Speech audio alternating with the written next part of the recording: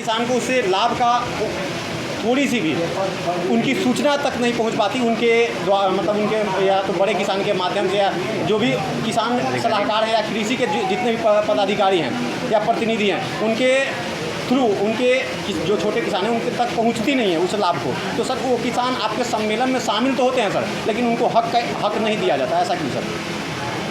देखिए, अभी एक फसल बीमा योजना आई जी, तो ऊपर से ही मोदी सरकार ने बीमा में ऐसा इंतजाम रखा जी, कि किसान को 1/3 लाभ मिला और कंपनी को 2/3 लाभ मिला।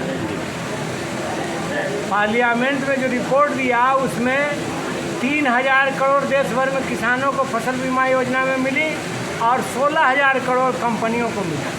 ये फॉल्टी नीति है। तो अभी किसानों के भीतर तो एक फर्क है ही, भेदभाव है ही, और उसमें हमने आपसे कहा कि हम जो बटाईदार हैं, जो खेती संभाले हुए हैं, छोटा मंझोला किसान है, तो उसके हकों हितों की बात करते हैं और किसान महासभा इसके लिए लड़ती है। और इसको अगर कहीं नहीं मिल रहा है तो और लड़ाई को हम तेज करेंगे, मजबूत करेंगे, इसलिए किसान महासभा को मजबूत नहीं, क्योंकि आए दिन बीते कुछ दिन पहले की बात है जिस प्रकार से या तो ऐसे जो ई किसान भवन के माध्यम से जो बीज बट रहे थे, तो जो बोने वाले किसान थे उनको बीज नहीं पहुंच पाया, जो बीज बोने वाले नहीं थे उन किसानों को उसे लाभ मिला। तो ऐसा तो कहीं ना कहीं तो गलत है सर।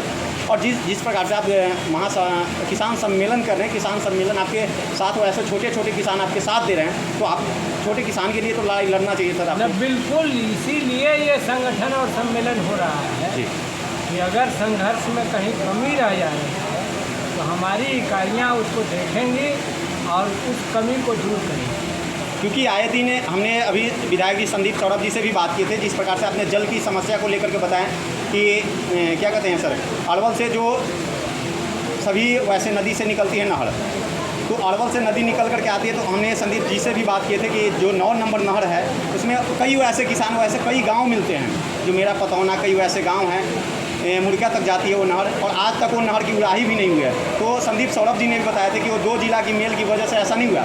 तो सर हम ये भी संदीप सौरभ जी से भी एक बार कभी ना कभी बात जरूर करेंगे, क्योंकि या तो पालीगंज क्षेत्र में या तो अरवल क्षेत्र में दोनों जगह विधायक यही हैं, तो कहीं ना कहीं तो फिर गलत तो इनकी भी है सर, किसान के लिए लड़ाई नहीं लड़ रहे हैं।